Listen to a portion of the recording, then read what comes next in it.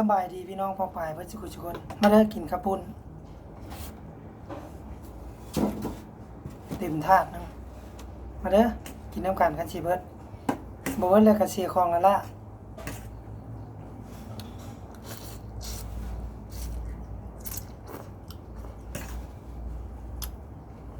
ถาดบางใหญ่ยังได้บุโอ้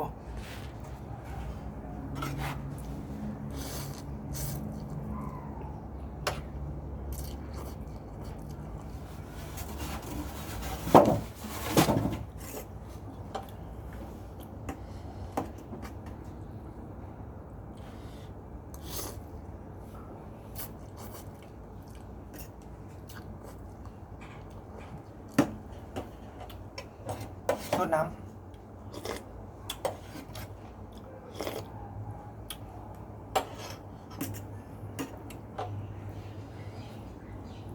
เดี๋ยวว่าโบเห็นนี่เรื่องกระปุ่นนี่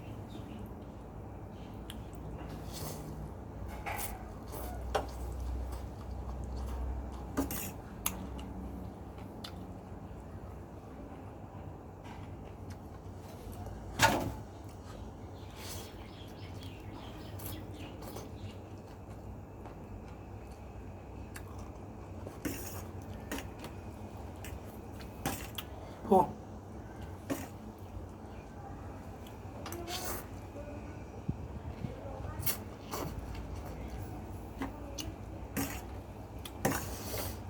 แซ่บมาเด้อกินน้ำกัน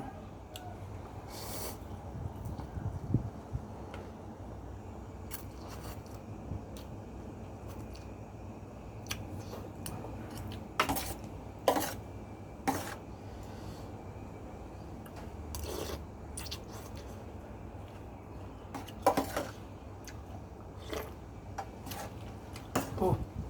ตั้งชีเบิร์ดเลยบ่หลายเลยได้บุญนะ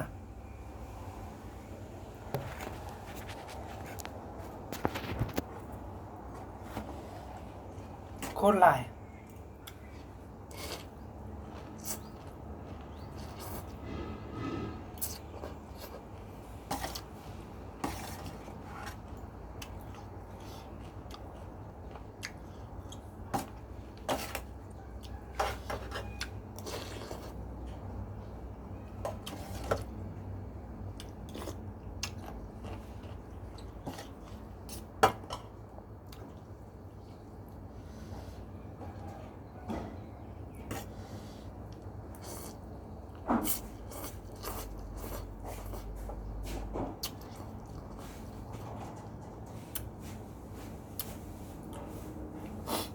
ลองเบิ่งว่าสิเบิดหรือบ่คันบ่เบิดเสียของละล่าได้เนี่ย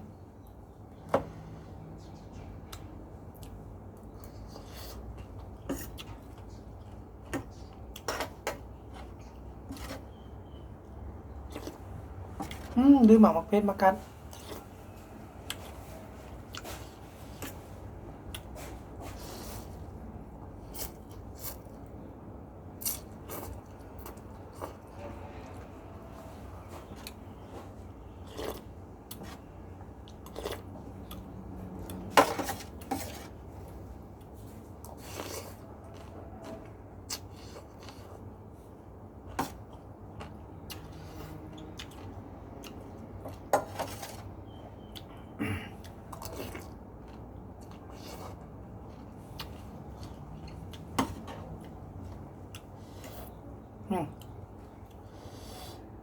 คำใหญ่ๆเลยมาเด้อมาเด้อ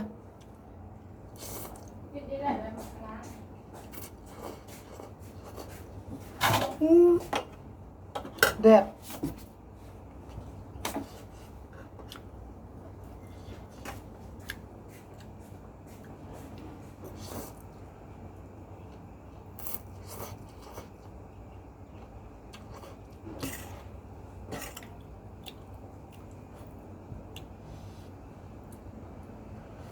ลองเบิ่ง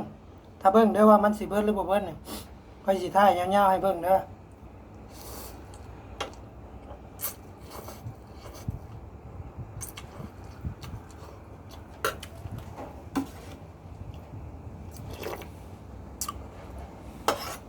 นี่ติดขอโทษขออภัยล่ะ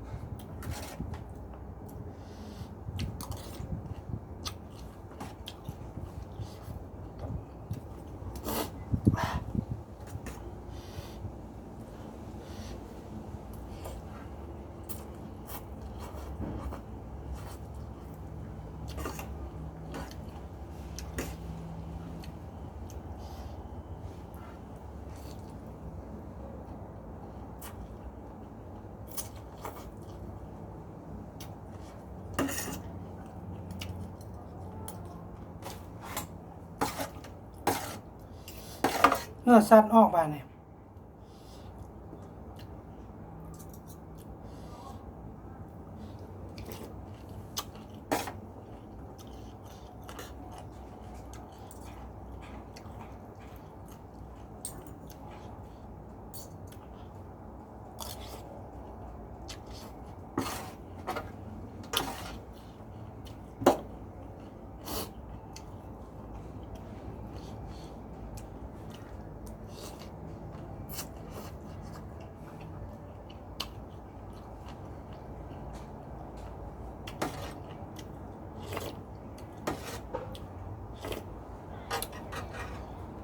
เบิดพี่น้องนะ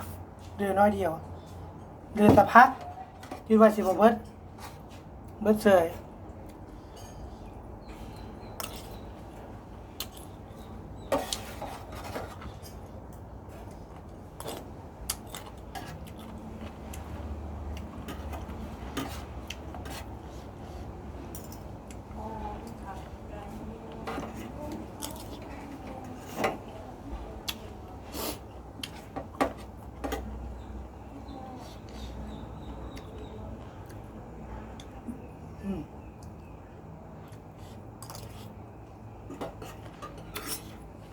เบิด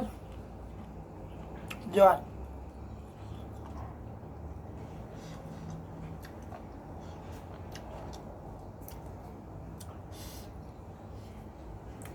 เนื้อเตียนเอ